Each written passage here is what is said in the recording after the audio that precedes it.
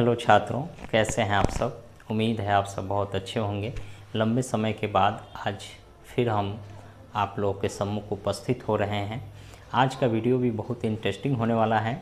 आज के क्लास में हम लोग छात्रों जानेंगे बाज़ार के बारे में। अर्थशास्त्र में बाज़ार का बहुत ही महत्व है और बाज़ार में जो मांग पूर्ति होती है, बढ़ जाए घट जाए तो क्या मार्केट में स्थितियां उत्पन्न होती हैं, उन सारी चीज़ों को हम लोग जानने वाले हैं। इसमें आज के क्लास में हम लोग जानेंगे बाज़ार किसे कहते हैं, बाज़ार में कौन कौन सी चीज़ें उपस्थित होती है, बाज़ार के कौन कौन से नियम होते हैं, बाज़ार की 3 स्थितियाँ कौन कौन सी होती है जो अर्थव्यवस्था में परिवर्तन ला सकती है, और बाज़ार संतुलन किसे कहते हैं, equilibrium of market, optimum point of market किसे कहते हैं, जहां पर सप्लाई और डिमांड की लाइन मिल जाती है, उस पॉइंट को हम समझेंगे आज के क्लास में। ये जो बहुत ही खास आज का टॉपिक होने वाला है।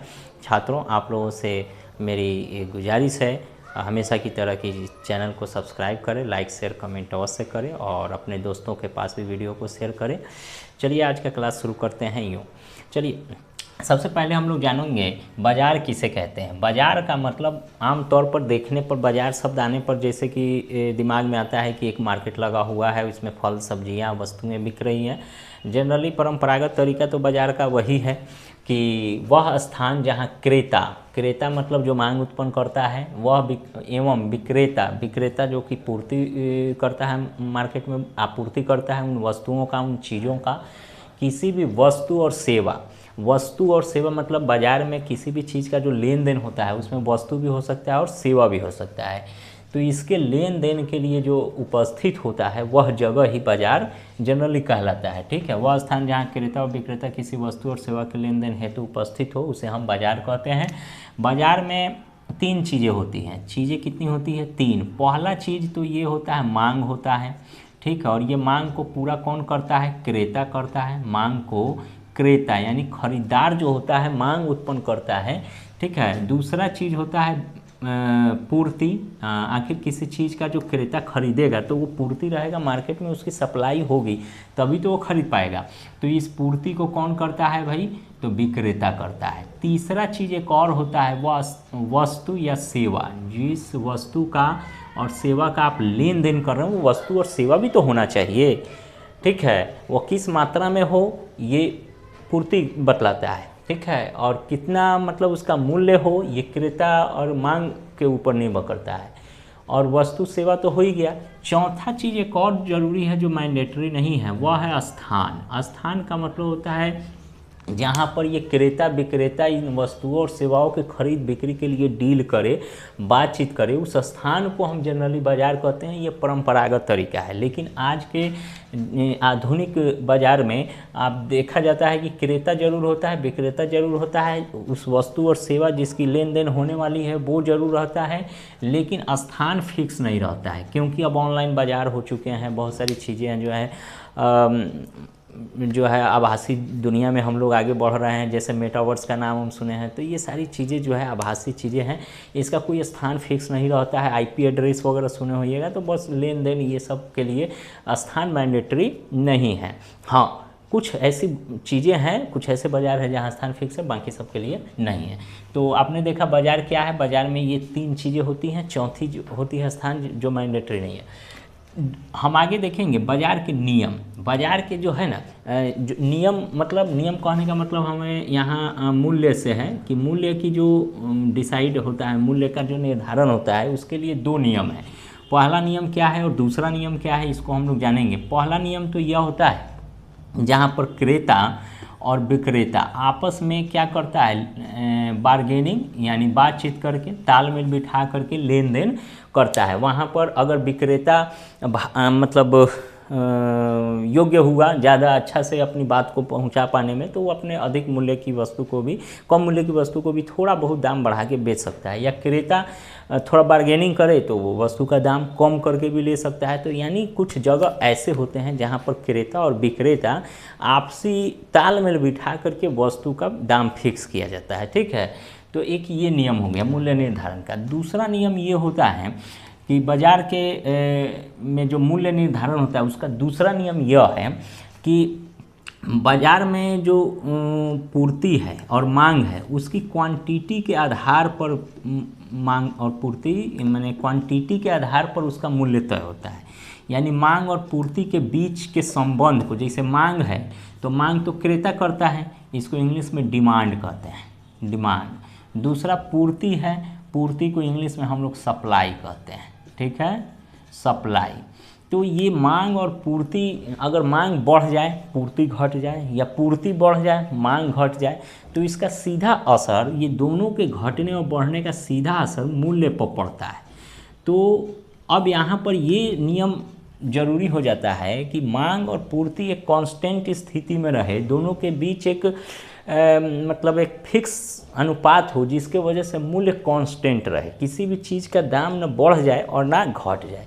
इसके लिए मांग और पूर्ति का एक खास रेशियो में रहना बहुत ज़रूरी है। तो आइए, मांग और पूर्ति, अगर मांग और पूर्ति में अगर परिवर्तन ज़्यादा हो जाता है, मांग बढ़ जाए पूर्ति घट जाए, या दोनों में से कोई एक बड़ा या छोटा हो जाए, या दोनों बराबर हो जाए, तो कैसी कैसी बाज़ार में स्थितियाँ उत्पन्न हो जाती है, वो हम लोग अब इसमें देखेंगे। तो सबसे पहले हम यहाँ लिखते हैं बाज़ार। बाज़ार की 3 स्थिति होती है। पहली स्थिति जो होती है इसमें डी है ना, डी बड़ा है एस से, ठीक है, डी बड़ा है एस से, कहने का मतलब मांग अधिक हो जाए और पूर्ति कम हो जाए। डी फॉर डिमांड, डिमांड यानी मांग अगर अधिक हो जाए, और एस फॉर सप्लाई, पूर्ति अगर कम हो जाए। तो ये पहला स्थिति होता है जिसकी वजह से अर्थव्यवस्था में कुछ परिवर्तन देखने को मिलता है।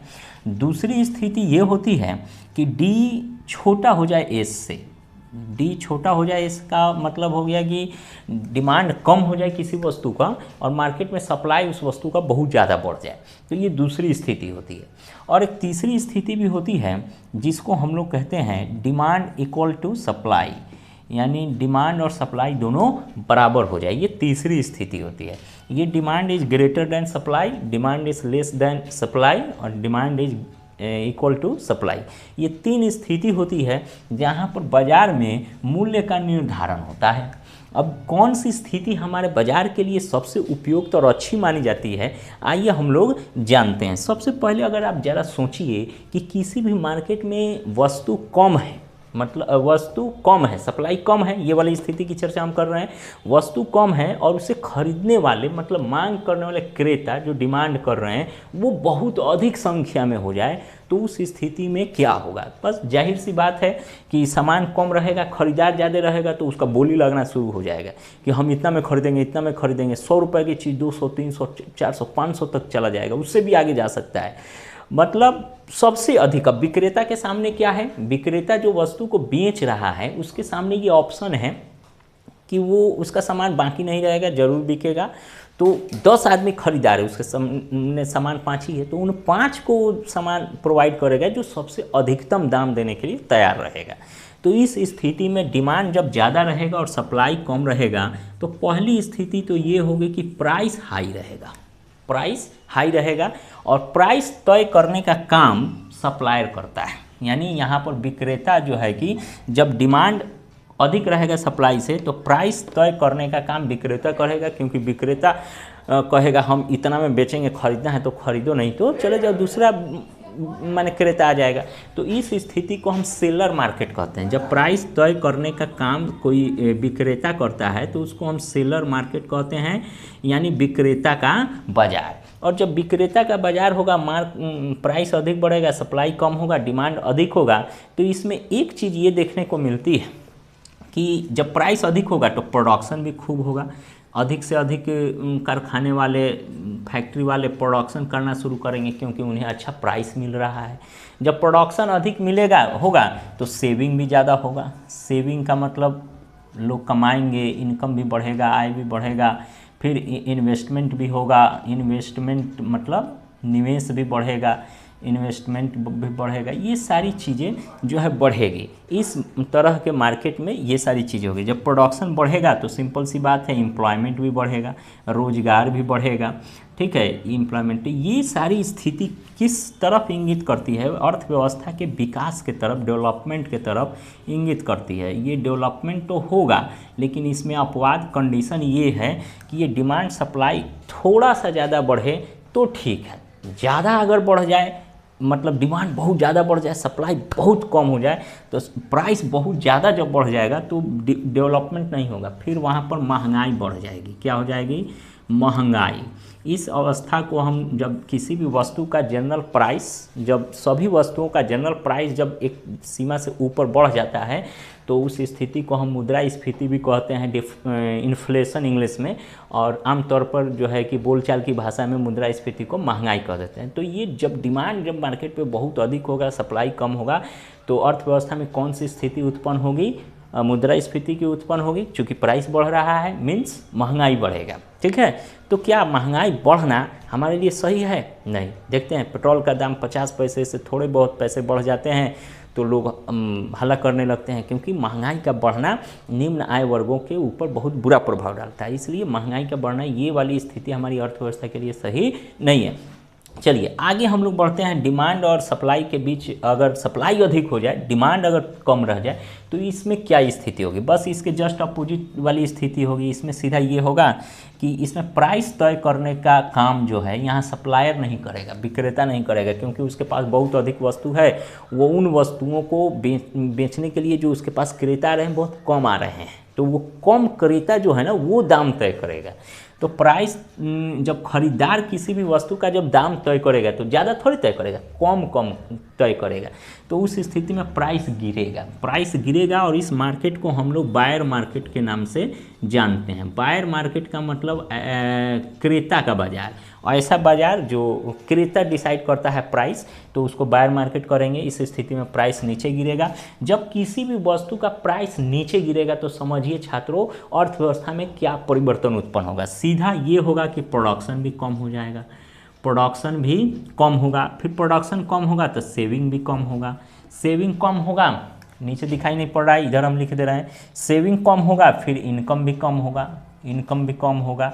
उसके बाद में इन्वेस्टमेंट, जब लोगों के पास आय ही नहीं रहेंगे तो इन्वेस्टमेंट कहाँ से कर पाएगा, तो इन्वेस्टमेंट भी कम रहेगा। उसके बाद में जब निवेश ही नहीं होगा, प्रोडक्शन ही नहीं होगा, तो क्या एम्प्लॉयमेंट मिलेगा? नहीं मिलेगा, मतलब एम्प्लॉयमेंट भी, रोजगार भी कम हो जाएंगे। तो अब देखिए ज़रा, डिमांड कम हो जाने से, सप्लाई बढ़ जाने से प्राइस घट गया। अब प्राइस के घटने से production, saving, income, investment, employment सब घट रहा है। मतलब ये हमारी अर्थव्यवस्था किस तरफ जा रही है? ये हमारी अर्थव्यवस्था मतलब मंदी के तरफ जा रही है। इसको डिफ्लेशन कहते हैं, ह्रास के तरफ जा रही है। डिफ्लेशन, डिफ्लेशन का मतलब होता है अवस्फीति। अवस्फीति, अगर यही स्थिति 6 महीने तक लगातार रह जाए, 2 क्वार्टर अगर रह जाए, तो ये अवस्फीति कहाँ पहुँच जाती है? रिसेशन में पहुंच जाती है हमारी अर्थव्यवस्था। रिसेशन का मीन्स मंदी, मंदी आ जाएगा। जिस तरह मुद्रास्फीति को आमतौर पर महंगाई बोलते हैं, उसी तरह अवस्फीति, मुद्रास्फीति के जस्ट उल्टा शब्द है अवस्फीति। अवस्फीति को बोलचाल की भाषा में सीधा हम लोग मंदी बोलते हैं। ठीक है, तो मंदी आ जाएगी। तो क्या बताइए, अर्थव्यवस्था में मंदी जरूरी है? दाम तो कम हो जा रहा है, लेकिन कम दाम पर अगर सामान खरीद रहे हैं, ये भी हमारी अर्थव्यवस्था के लिए बहुत घातक हो रहा है। क्यों? क्योंकि production, saving, income, investment, employment सब गिर रहा है, और ये गिरता हुआ स्थिति हमारे मार्केट को मंदी की तरफ, अर्थव्यवस्था को मंदी की तरफ ले जाए। तो ये भी सिचुएशन हमारे लिए अच्छा नहीं है। महंगाई का भी बढ़ना अच्छा नहीं है, किसी भी अवस्फीति, मंदी का भी बढ़ना अच्छा नहीं है। हाँ, थोड़ा सा दाम बढ़े ये ठीक चल सकता है, गिरे तो थोड़ा बहुत गिरे, लेकिन ये दोनों हमारे लिए घातक हो सकता है। अधिक स्थिति में जब अति हो जाएगा, दाम बढ़ जाएगा या दाम घट जाएगा, तो दोनों हमारे लिए नुकसानदेह होगा। अब तीसरी स्थिति जो होती है D बराबर S से, D बराबर S का मतलब होता है कि जहाँ डिमांड और सप्लाई दोनों बराबर हो। डिमांड और सप्लाई जब बराबर हो जाता है तो उस स्थिति में प्राइस जो है नहीं घटेगा नहीं बढ़ेगा, कांस्टेंट रहेगा। जैसे मान लेते हैं यहाँ देखिए डिमांड ज़्यादा है, यानी 100 आदमी खरीदार है और 50 आदमी बेचने वाला है, तब दाम बढ़ रहा है। यहाँ जो है 50 आदमी खरीदने वाला है और 100 आदमी बेचने वाला है। 100 इकाई बिकने के लिए या 50 खरीदेगा, वो 50 बच जाएगा जो कोई नहीं खरीदेगा, तो कम दाम कम होगा तब खरीद सकता है कोई। buy 1 get 1 का ऑफर देगा तब खरीदते, दाम कम करना पड़ेगा, तो वो प्राइस कम हो रहा है। अच्छा, यहाँ पर देखिए, अगर कोई वस्तु 100 गो डिमांड करने वाला है या 100 गो सप्लाई भी यूनिट भी है, तो उतना ही दाम है जितना उसका यूनिट, मतलब समझिए कि सप्लाई उतना ही है जितना उसका डिमांड है, मांग है। तो कोई वस्तु उभरेगा नहीं, लगभग सब बिक जाएगा, सभी क्रेता आएंगे, सब अपने अपने हिस्से का सामान ले जाएंगे। मतलब वहाँ पर सबका दाम फिक्स रहेगा, ना दाम हम कम करवा सकते हैं ना दाम ज़्यादा करवा सकते। मतलब वो कौन सी स्थिति हो गई, प्राइस वहाँ पर कांस्टेंट रहेगा, ना ज़्यादा बढ़ेगा, फ्लैक्चुएट ज़्यादा नहीं होगा, ना घटेगा ना बढ़ेगा। तो ये स्थिति हमारे लिए बहुत ही सुगम और सही माना जाता है। यहाँ पर प्रोडक्शन क्या होगा, प्रोडक्शन भी कांस्टेंट रहेगा, इनकम भी लोगों का बढ़ेगा नहीं तो घटेगा भी नहीं, ठीक है। इन्वेस्टमेंट भी एक व्यू से होता रहेगा, सब एक अनुपात में आगे बढ़ते रहेंगे, ठीक है। उसके बाद में एम्प्लॉयमेंट भी, मतलब एम्प्लॉयमेंट गेन नहीं होगा तो लॉस भी नहीं होगा एम्प्लॉयमेंट, ठीक है। तो ये सारी स्थिति ठीक है, लेकिन यही स्थिति रहे तो एम्प्लॉयमेंट बढ़ाना नहीं है, उतने रखना नहीं ना है, तो दाम थोड़ा बहुत तो बढ़ाना पड़ेगा, ठीक है। तो सरकार क्या करती है, अब ये स्थिति घातक है, ये भी स्थिति घातक है, तो ये तीसरा स्थिति जो है सबसे स्थिति सही है, और इसी स्थिति को मेंटेन करती है हमारी गवर्नमेंट ऑफ इंडिया। किसी भी सामान का दाम देखते हैं फिक्स कर देता है, कांस्टेंट प्राइस एमआरपी डालता है कि इस वस्तु से ज़्यादा में नहीं बेच सकते हैं। किसी वस्तु को खाद्य की सामानें हैं तो उसको उससे कम में नहीं बेचते हैं, न्यूनतम समर्थन मूल्य लागू कर दे, मतलब प्राइस कांस्टेंट रहे, न ज़्यादा बढ़े न ज़्यादा घटे, स्थिति रहे। इसके लिए सरकार रूल बनाती है, बहुत सारा तरह तरह के एक्ट बना रखी है कि किसी भी वस्तु को अधिक दाम पर नहीं बेचना है, ऐसे बहुत सारे चीज़ें हैं। तो सरकार हमारी जो रूल बनाती है, गवर्नमेंट जो पॉलिसी बनाती है, वो क्यों बनाती है कि डिमांड और सप्लाई की स्थिति हमारी सामान्य रहे, ठीक है। तो ये हम लोगों ने देखा कि बाज़ार किसे कहते हैं, बाज़ार में मांग पूर्ति और वस्तु सेवा होता है, स्थान मैंडेटरी नहीं है। नियम इसके दो है, यानी क्रेता विक्रेता आपसी तालमेल से सामान का दाम तय करेंगे, और दूसरा मार्केट में मांग और पूर्ति के बीच ये तीन स्थितियां होने से भी उसका दाम घट बढ़ सकता है। घटेगा तो क्या स्थिति, बढ़ेगा तो क्या स्थिति अर्थव्यवस्था में होगा, ये हमने आपको समझा दिया।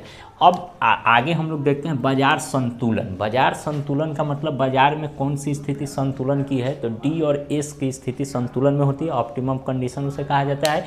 इक्विलिब्रियम पॉइंट हम लोग देखेंगे, ई से जिसको डिनोट करते हैं। आइए देखते हैं, आपको लिखना है तो इसको स्क्रीनशॉट ले लीजिए अथवा लिख लीजिए, हम हट जा रहे हैं।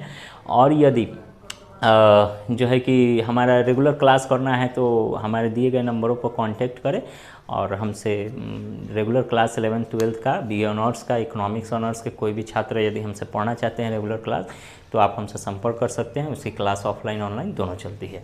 तो फिर हम इसको मिटा करके इससे आगे बाजार संतुलन को समझते हैं। तब तक वीडियो को पॉज कर देते हैं। ओके, ठीक है छात्रों, अब आगे देखें, हम मिटा दिए हैं। ये एक जो है कि आपका ग्राफ बन गया है। बाजार संतुलन को हम लोग समझेंगे। बाजार संतुलन का मतलब होता है वह बिंदु, संतुलन मतलब एक बिंदु पर जाके संतुलित होता है, तो वह बिंदु जहाँ सप्लाई लाइन और डिमांड लाइन दोनों जाके बराबर होता है, मतलब जहाँ पर कटता है उस पॉइंट को हम ऑप्टिमम पॉइंट कहें या इक्विलिब्रियम पॉइंट कहते हैं। ये मतलब किसी भी वस्तु को जो खरीद रहा है तो वो कितने मूल्य पर खरीदेगा, ये उसकी मात्रा तय करती है। अच्छा, किसी भी वस्तु का सप्लाई उसके मूल्य को प्रभावित करता है।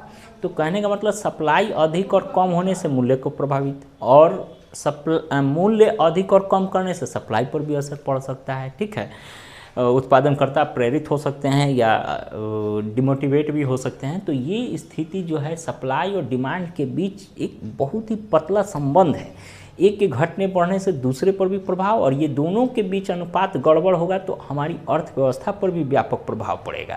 इसलिए दोनों के बीच की स्थिति को कांस्टेंट रखने के लिए, प्राइस को स्थिर रखने के लिए डिमांड और सप्लाई दोनों बराबर की अवस्था में होना बहुत ज़रूरी है।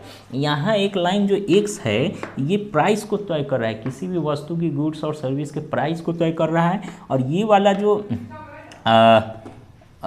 एक्स ये है और वाई आपका ये है, ठीक है। तो ये जो एक्स है मात्रा क्वांटिटी को तय कर रहा है, और ये जो मूल्य है वाई यानी ये मूल्य को, प्राइस को तय कर रहा है। तो किसी भी वस्तु का जीरो यहाँ मैंने है, जीरो से जैसे जैसे ऊपर जाएंगे प्राइस बढ़ेगा, और जीरो से इधर जैसे जैसे जाएंगे क्वांटिटी बढ़ेगा। तो प्राइस और क्वांटिटी दोनों के बीच जैसे ये रेखा है तो ये रेखा यहाँ पर कम मूल्य पर कम मात्रा मिल रहा है, अधिक मूल्य पर अधिक मात्रा मिल रहा है और अधिक मूल्य पर अधिक मात्रा मिल रहा है, मतलब ये सप्लाई को दिखा रहा है, ये डिमांड को दिखा रहा है। अधिक मूल्य पर हम कम वस्तु लेंगे, कम मूल्य होगा तो मात्रा बढ़ा देंगे और कम होगा तो और मात्रा बढ़ा देंगे, तो ये डिमांड लाइन है हमारा। ये मांग वक्र कह सकते हैं इसको और इसको पूर्ति वक्र कह सकते हैं। तो ये दोनों रेखा जो है कि कहाँ कट रहा है, ई पॉइंट पर कर रहा है। ये ई पॉइंट वह संतुलन बिंदु है जहाँ पर बाजार की सप्लाई पूर्ति और उसकी मांग दोनों मतलब कट जाती है, ठीक है। ये बिंदु पर मैंने प्राइस और क्वांटिटी यानी एक खास क्वांटिटी को एक खास मूल्य पर बेचने के लिए क्रेता और विक्रेता दोनों डील कर लेते हैं, फाइनल कर लेते हैं। उस बिंदु को ही इक्विलिब्रियम पॉइंट है ना, इक्विलिब्रियम पॉइंट ऑफ मार्केट कहते हैं, मतलब बाजार का संतुलन बिंदु यही है, ठीक है। बाजार का संतुलन बिंदु ये तो हो गया आपका ग्राफ में। इसकी परिभाषा इस तरह है कि वह बिंदु जहाँ पर सप्लाई पूर्ति और मांग दोनों एक दूसरे को मतलब काट ले, कहने का मतलब विक्रेता बेचने के लिए तैयार हो जाए उस मूल्य पर और खरीदार उस मूल्य पर खरीदने के लिए तैयार हो जाए, वही बिंदु बाजार का संतुलन बिंदु या अनुकूल बिंदु कहलाता है, ठीक है। तो आज के क्लास में हम लोगों ने बाजार और बाजार के कॉन्सेप्ट को समझे। अगले क्लास में फिर हम नए वीडियो के साथ उपस्थित होंगे। तब तक आप लोग अपना ख्याल रखें, चैनल को लाइक शेयर कमेंट और दोस्तों तक शेयर करें वीडियो को। चलिए बहुत बहुत धन्यवाद, फिर मिलते हैं अगले क्लास में, तब तक के लिए जय हिंद छात्रों।